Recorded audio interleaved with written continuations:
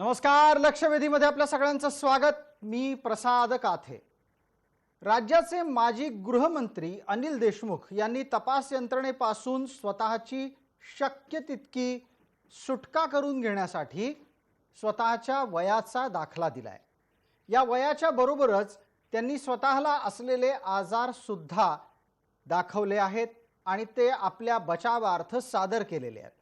अनिल देशमुख यांचा हा बचाव आता वादाचा आणि नव्या प्रश्नांच्या सिलसिल्याचा कारण ठरलाय. ज्या पक्षाचा नेता स्वतःला ईडीची नोटीस आल्याच्या नंतर ईडी कार्यालयात जायला निघतो, त्याच पक्षाचा आणखीन एक नेता हा मात्र ईडी कार्यालयापासून स्वतःला वाचवण्यासाठी विविध प्रकारची कारणं देतो.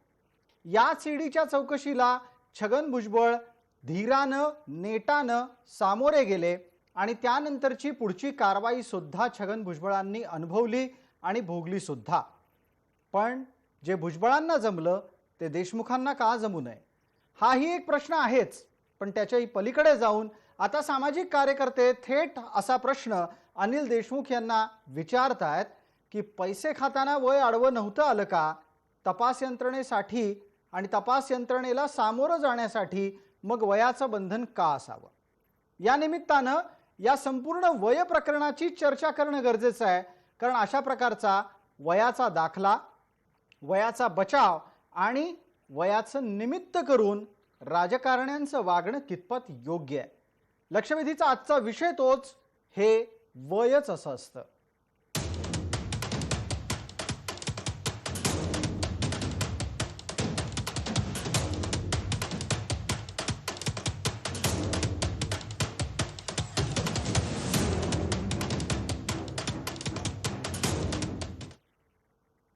या चर्चेमध्ये आपल्याबरोबर सहभागी होत आहेत राष्ट्रवादी काँग्रेसचे प्रवक्ता आणि मवियाचे प्रतिनिधी प्रवीण कुंटे पाटील. आपल्यासोबत भारतीय जनता पार्टीचे प्रवक्ता गणेश हाके आहेत. माजी पोलीस अधिकारी या नात्यानं आपल्यासोबत धनराज वंजारी आहेत.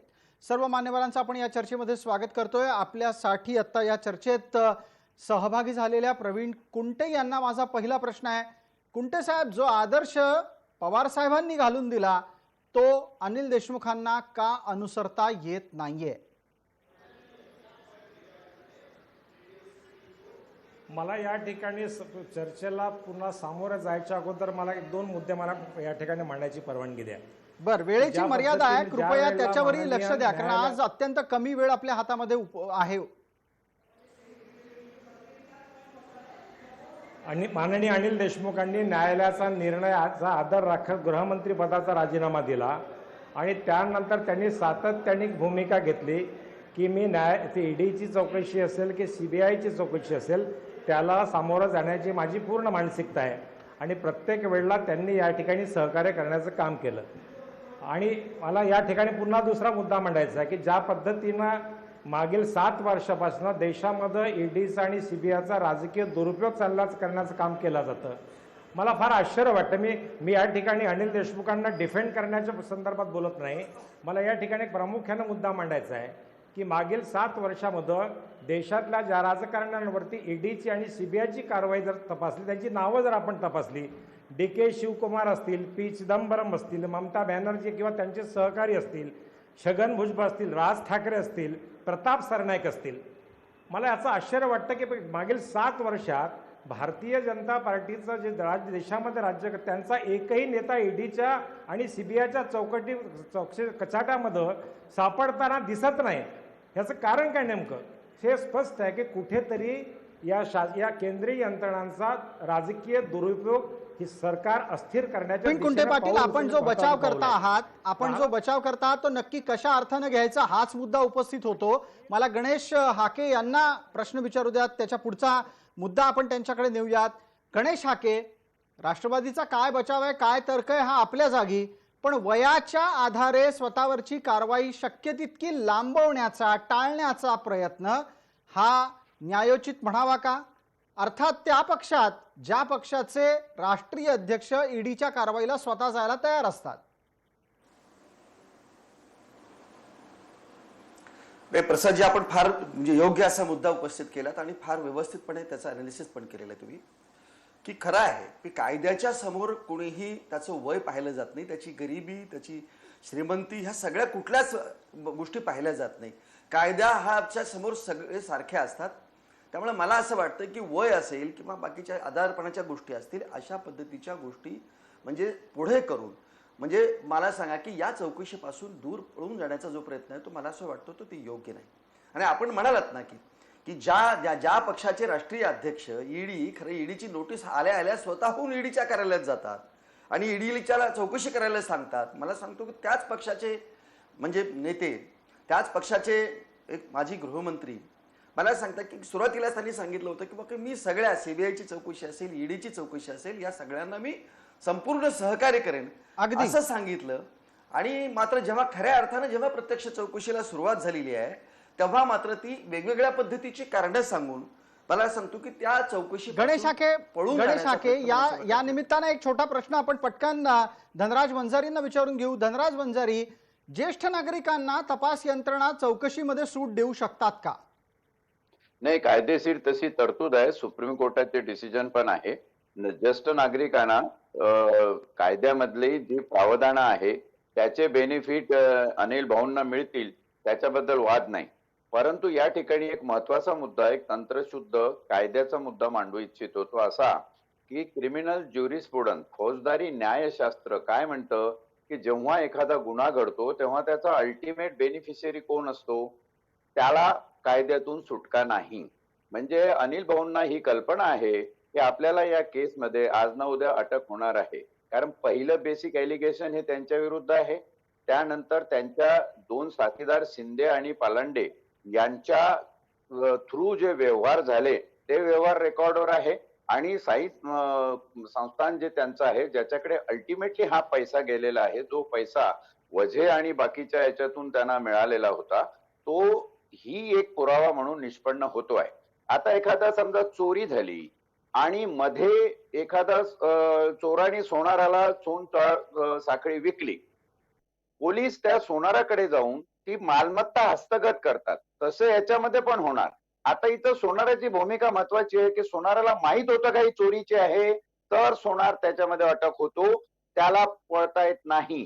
तसं शिंदे आणि पालांडे हे अटक झालेले आहे, कारण ही मालमत्ता गुन्हेगारी मालमत्ता आहे हे सिद्ध झालेलं आहे. पण मग आपल्याला असं सुचवायचंय का धनराज वंजारीजी की आता शिंदे पलांडे आत गेल्याच्या नंतर पुढचा नंबर देशमुखांचा, आणि ते देशमुखांना माहितीये म्हणून देशमुख आता ईडीच्या ऑफिसमध्ये जाऊ इच्छित नाहीत? तेच मी म्हणतोय, ईडीच्या ऑफिसमध्ये गेल्यानंतर अटक होणार हे माहिती आहे देशमुखांना, आणि म्हणून अनिल भाऊ देशमुख ईडीच्या कार्यालयामध्ये जाण्याचं टाळतात. पण मग धनराज वंजारी, याच अनिल देशमुखांच्या घरात ज्या वेळेला तपास अधिकारी जातात त्यावेळेला तपास अधिकारी दिवसभराचा तपास संपून बाहेर पडल्याच्या नंतर अनिल देशमुख माध्यमांसमोर येऊन म्हणतात की त्यांनी संपूर्ण यंत्रणेला सहकार्य केलं आणि भविष्यात पण करत राहू. मग ते अचानक बदलण्याचं कारण काय? म्हणजे तपास अधिकारी घरात येऊन तपास करतात ते चालतं, पण तपास अधिकाऱ्यांच्या कार्यालयात जायचं पसंत नसतं. आता प्रसाद, आपल्याला माहित आहे ह्या परिषदा वगैरे, पत्रकार परिषदा एक प्रकारचा स्टंट असतो. राजकारणामध्ये अपरिहार्यपणे काही गोष्टी कराव्या लागतात, त्या त्यांनी केल्या असतील की माझ्यावरती एलिगेशन केलेले आहे ते खोटे एलिगेशन आहे. पण तपास जर ददांद असं सांगतो आणि लगेच त्याच्यानंतर तुमचे दोन स्वीय सहाय्यक हे आरोपी म्हणून निष्पन्न होतात केसमध्ये, तर अशा वेळी तुमचं म्हणणं हे कितपत योग्य आहे की हे प्रेस कॉन्फरन्स मध्ये मांडल्यापेक्षा कोर्टात वकिलाने मांडायचं? अगदी प्रवीण कुंटे पाटलांकडे याचं उत्तर असू शकतं. प्रवीण कुंटे पाटील, देशमुखांचा स्टंट, पॉलिटिकल स्टंट सुरू आहे का? मला याची शक्यता बिलकुल याच्याकरता वाटत नाही की ज्या वेळेला सीबीआयने धाडसत्र यांच्या बंगल्यावरती आणि मुंबईवरती धाड मारली त्यावेळेला स्वतः अनिल देशमुख आपल्या घरी मागील 7 तास त्यांची सीबीआयची चौकशी लागली. त्या चौकशीला त्यांनी पूर्ण सहकार्य केलं. त्यानंतर ते आपल्या मतदारसंघात एका कोविड सेंटरला भेट द्यायला गेले. पण जेव्हा त्यांना कळलं की पुन्हा सीबीआयची टीम त्यांच्या घरी पुन्हा परत आली, पुन्हा त्यांनी स्वतःचा दौरा रद्द करून पुन्हा आपल्या घरी आलेत. म्हणजे अगदी सुरुवातीपासून सीबीआय असेल की ईडी असेल, या सगळ्या एजन्सीला सहकार्य करण्याचं काम माननीय अनिल देशमुख. आपण असं म्हणता आहात की आपले श्रद्धेय नेते अनिल देशमुख हे सर्व प्रकारे यंत्रणेला सहकार्य करतात. मग आता यंत्रणेच्या कार्यालयात जाण्यात काय अडचणी आहेत? तेव्हाच कसं काय वय अडवं यायला लागलंय? त्यांनी त्यांनी मी चौकशीला सामोरं जात नाही किंवा कार्यालयात जाणं एक अमान्य केलं. त्यांनी तब्येतीचं का त्यांनी सांगितलं मला अवधी द्यावा, पण जर उद्या ईडीला अवधी द्यायचा नसेल, उद्या ईडीने जर म्हटलं उद्या तुम्हाला उद्याच यायचं आहे, तर निश्चितपणे अनिल देशमुख ईडी कार्यालयात जातील ना. अगदी म्हणजे तुम्हाला थोडक्यात असं सांगायचं आहे की तपास यंत्रणेनी ठाम भूमिका घेतली तर अनिल देशमुख सहकार्य करतील.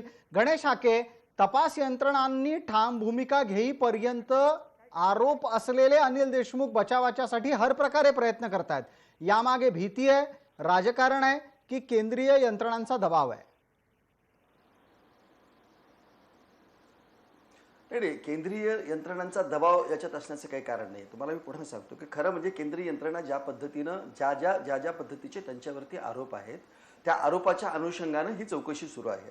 आणि मला असं वाटतं की म्हणजे अनिल देशमुखांनी खऱ्या अर्थानं खरं म्हणजे ते जर या सगळ्या कुठल्याच गोष्टीमध्ये जर ते दोषी नसतील तर ते त्यांनी तिथं येऊन म्हणजे त्या तपास यंत्रणेच्या समोर प्रभावीपणे आपलं म्हणणं मांडलं पाहिजे आणि हे सिद्ध केलं पाहिजे. आणि जोपर्यंत हे सिद्ध करणार नाहीत ते तोपर्यंत निर्दोष असणार नाहीत. त्यांच्या तपास यंत्रणा त्यांना सोडणार नाही किंवा तपास यंत्रणेचा ससेमिरा त्यांना चुकवता येणार नाही.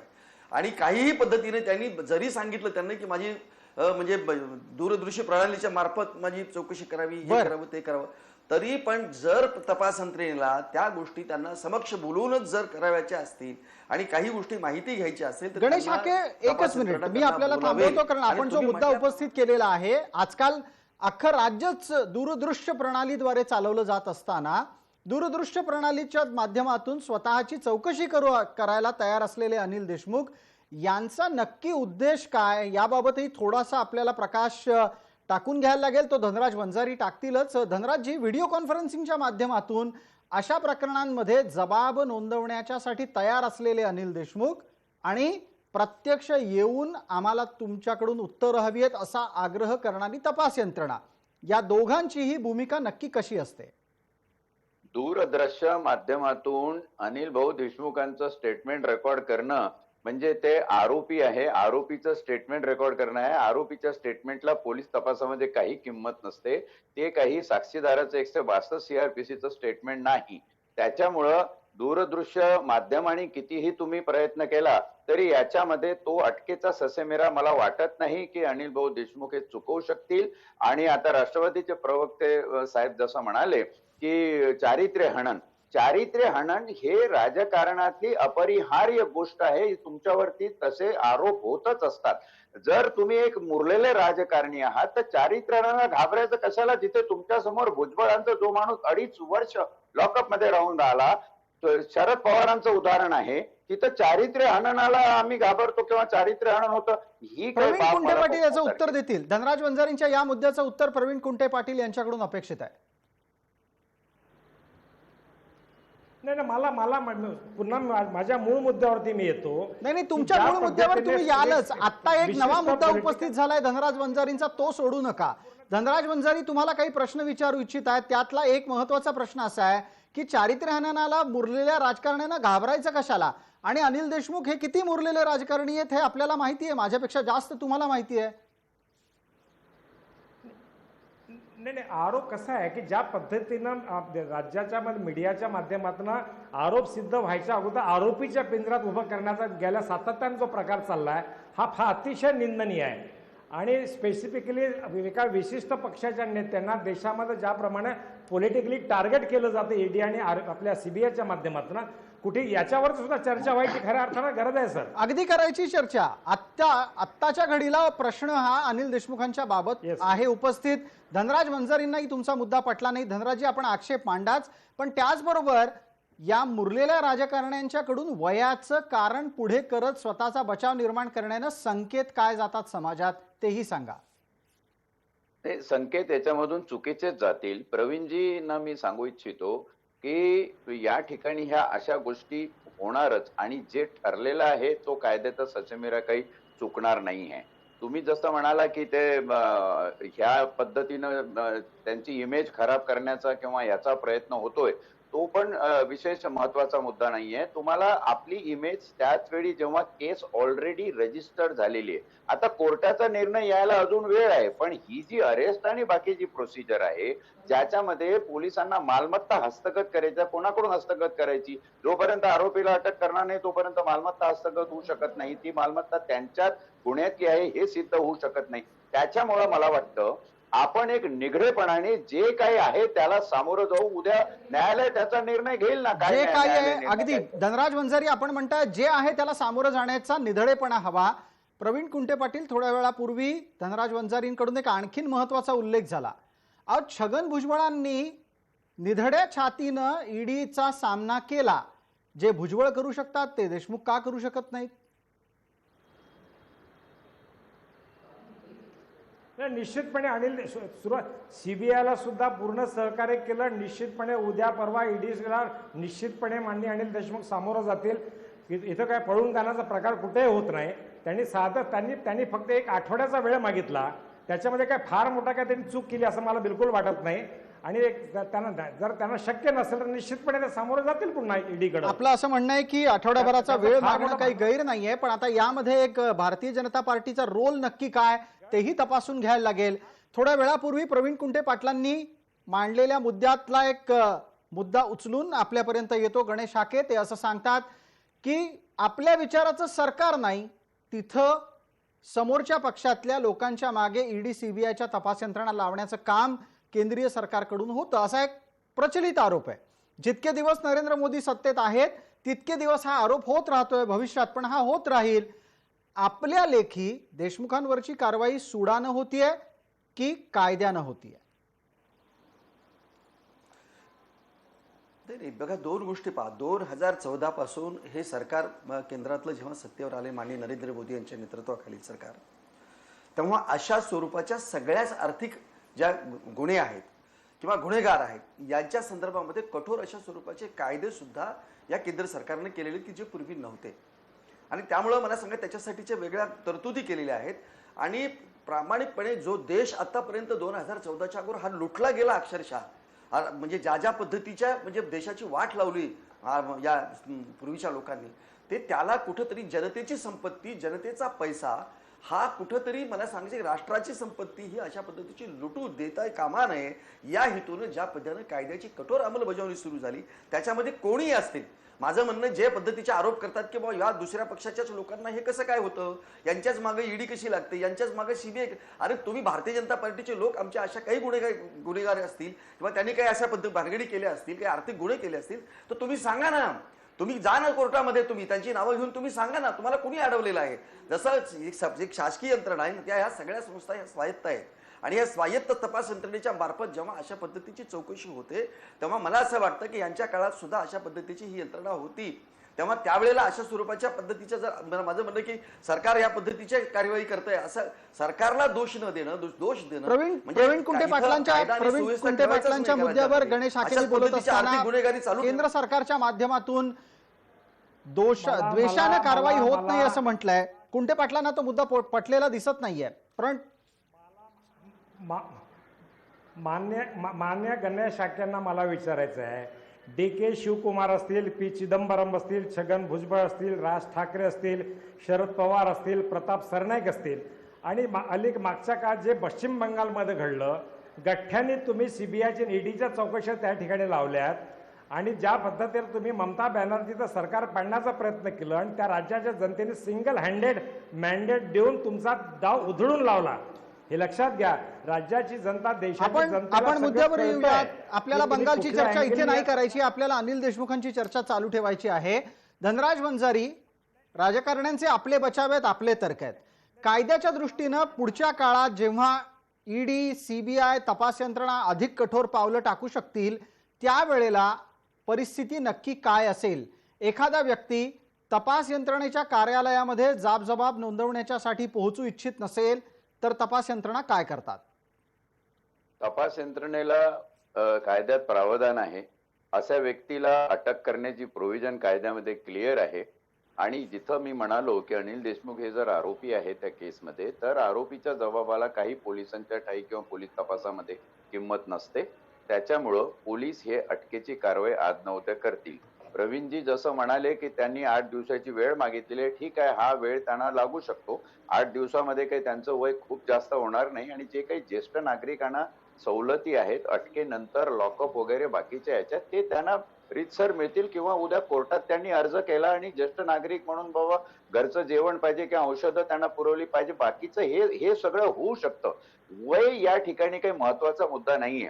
जसे बीजेपी प्रवक्ते म्हणाले अगदी आव आणून की स्वायत्त यंत्रणांना आम्ही हे आणि ते, मला त्यांना एक विचार असं वाटतं, जर एनआयए खरंच तेवढी स्वायत्ततेने काम करत असेल आणि केंद्राच्या अधिपत्याखाली नसेल तर परमबीर सिंगाला अजून का अटक होत नाही? हो, ते तो मृत्यूचं प्रकरण आहे, हे पैशाची अफरातफर आहे आणि हा पब्लिक फंड नाहीये, जनतेचा पैसा त्याने, हा पब्लिक फंड नाहीये, हा बार मालकांकडून उकळलेला पैसा, एक्स्टॉर्शनची केस आहे ही. आपण गणेश हाके बघा उत्तर ते द्या याचं. गणेश हाके, परमवीर सिंग यांना पाठीशी घालत अनिल देशमुखांच्या विरोधात कारवाईचा आरोप होतो आहे चर्चेमध्ये. नाही, वंजारी साहेबांना मला मुद्दा म्हणजे नम्रपणे सांगायचं आहे की वंजारी साहेब, की तुम्ही ज्या यंत्रणेमध्ये तुम्ही होतात किंवा तुम्ही एका पोलीस अधिकारी म्हणून तुम्ही निवृत्त झालेले आहात, मला सांगा एनआयए जो काही ज्या पद्धतीची कार्यवाही करते आहे ती त्यांची कार्यवाही पूर्ण झाल्यावर परमसिंगाला सुद्धा अटक करेल ना. त्यांची कार्यवाही, माझं म्हणणं असं आहे की आज अनिल देशमुखांना अटक केलेलं आहे का? त्यांची जोपर्यंत कार्यवाही संपत नाही तोपर्यंत चौकशी संपत नाही. चौकशीमध्ये ते ज्यांना ज्या पद्धतीचे काही पुरावे मिळत नाहीत किंवा ज्या पद्धतीच्या म्हणजे त्यांना मजबूत अशा पद्धतीचे पुरावे मिळाल्याशिवाय अटक होत नाही. माझं म्हणणं परमवीर सिंगाच्या संदर्भात सुद्धा हाकेंचा मुद्दा धनराज वंजारींना पटलेला दिसत नाही. असं पण कसं म्हणता, का करत नाही असा काय प्रश्न? नाही, पुरावे मिळेल, पुरावे करू, म्हणजे अगदी वेळ आल्यावर आम्ही करू. माझ्या माहितीप्रमाणे एनआयए कडे आतापर्यंतच्या प्रदीप शर्माच्या अटकेपर्यंत जे पुरावे निष्पन्न झालेले आहे, परमबीर सिंगांना मनसुख हिरेंची हत्या होणार याची माहिती नव्हती, हे कोणीही विश्वास ठेवत नाहीये. आपण चॅनलवर बोलतोय, तज्ञ म्हणून आपण बोलतोय हाके साहेब, पण सर्वसाधारण जनतेचं परसेप्शन आज लक्षात घ्या की जो माणूस आपली अटक टाळण्यासाठी कोर्टात जातो, तिथं त्यांना हे मिळत नाही, नंतर रजेवर जातो. आता 2 महिन्याच्या रजेवर ते हरियाणाला निघून गेलेला आहे, एखाद्या वेळी भारताच्या बाहेरही निघून जाऊ शकतो. माणूस कॅपेबल आहे तसं करण्यामध्ये. या सगळ्या गोष्टींचा विचार करता त्यांची अटक प्राथमिकतेनं होणं हे गरजेचं आहे. आणि तुम्ही माझं पोलीसचं बॅकग्राऊंड सांगितलं, हाके साहेब, नम्रपणे मी सांगतो, मी पोलीस अधिकारी होतो म्हणूनच ऑथेंटिकली हे वाक्य मी बोलतोय चॅनलवर ओपनली की त्याच्यामध्ये खरोखरच पुरावे आहेत. जसे आता याच्यात गाडीमध्ये एकच मिनिट थांबा. मी धनराज वंजारी या चर्चेला आणखीन एका वेगळ्या लेवलला नेतो आणि प्रवीण कुंटे पाटलांना असं विचारतो की प्रवीणजी, परमवीर सिंग यांच्या विरोधात राज्य सरकारच्या माध्यमातून तपास सुरू आहे. त्यांच्या विरोधात काही वेगळ्या प्रकारचे आरोप लागले आहेत. संपत्ती अवैध मार्गाने गोळा करण्यापासून अॅट्रॉसिटी पर्यंतच्या विविध प्रकारच्या आरोपांना प्रवीण आपल्यासोबत असलेले प्रवीण कुंटे पाटील या प्रकरणाचं उत्तर देतीलच. परमवीर सिंग सामोरे जात आहेत. आता प्रवीण कुंटे पाटील, प्रश्न नीट ऐका. जर समजा केंद्र सरकारने अनिल देशमुखांना हात लावला तर राज्य सरकार परमवीर सिंग यांना हात लावणार अशा प्रकारची बुद्धिबळाची प्यादी पुढे मागे सरकवणारी योजना आणि रचना झाली आहे का? ते बघा, मला बिलकुल हा तुमचा मुद्दा मला तार्किक दृष्ट्या पडत नाही. या प्रकरणाची सुरुवात कुठून झाली? एंटालियाच्या पुढे जिलेटिन ठेवलं. जिलेटिन कोणी ठेवलं, का ठेवलं, त्याच्यावर आता कोणीही चर्चा करायला तयार नाही. कुठल्या मुद्द्यावरती परमवीर सिंगाला चार्ज काढून घेतला, त्याला दुसरीकडे बदली केलं, त्याच्यावरती चर्चा नाही. मूळ आरोप काय होता? जिलेटिनच्या कांड्या कोणी ठेवल्या आणि त्याला वाजेला प्रोटेक्शन कोणाचं होतं या दिशेला देशाची, मग ते एनआयए असेल की तुमचं सीबीआय, कुठे पुढे जाताना दिसत नाही. याचं मला फार आश्चर्य वाटतं. आज परमवीर सिंगाच्या मुद्द्यावरती कोणीही चर्चा करायला तयार नाही. एका आरोपीने आरोप केले मंत्र्यांवरती, त्याचं इन्व्हेस्टिगेशन चालतंय आणि त्याच्यावरती चौकशी करतं ईडी आणि सीबीआय.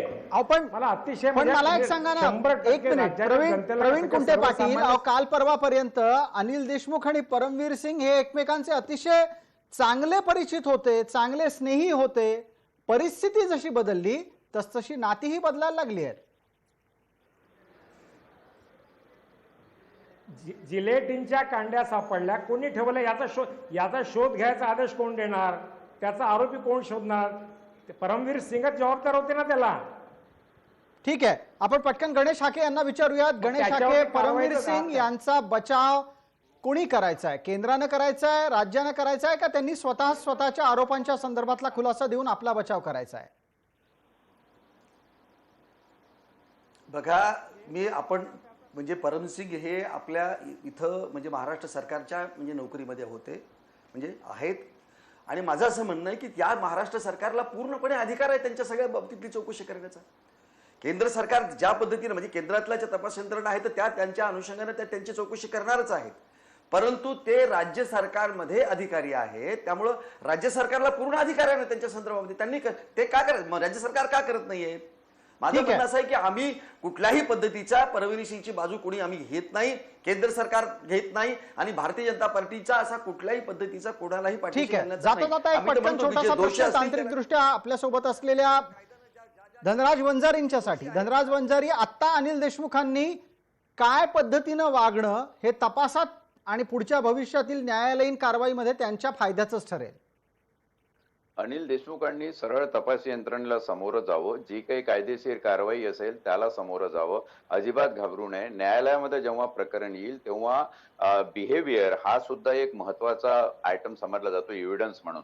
यांचं बिहेवियर हे तपासाला साह्यभूत आहे, याचा सुद्धा उद्या विचार न्यायालयामध्ये होऊ शकतो, आणि पुढचे जे रिलीफ आहे, जमानत म्हणा किंवा बाकीचे, ते यांना प्राप्त होऊ शकतात. या सगळ्याचा विचार करून मला वाटतं प्रामाणिकपणे अनिल देशमुखांनी जे काही असेल ते सामोरं जावं, एक आव्हान म्हणून स्वीकारावं. माणूस मजबूत आहे, फार अनुभवी माणूस आहे, त्यांनी हे करावं, जेणेकरून या समाजासमोर, महाराष्ट्रासमोर एक नवीन आदर्श निर्माण होऊ शकेल. ठीक आहे, धन्यवाद. आपण सर्व मान्यवर या चर्चेमध्ये सहभागी झालात. वेळ मर्यादेपोटी ही चर्चा इथेच थांबवतोय.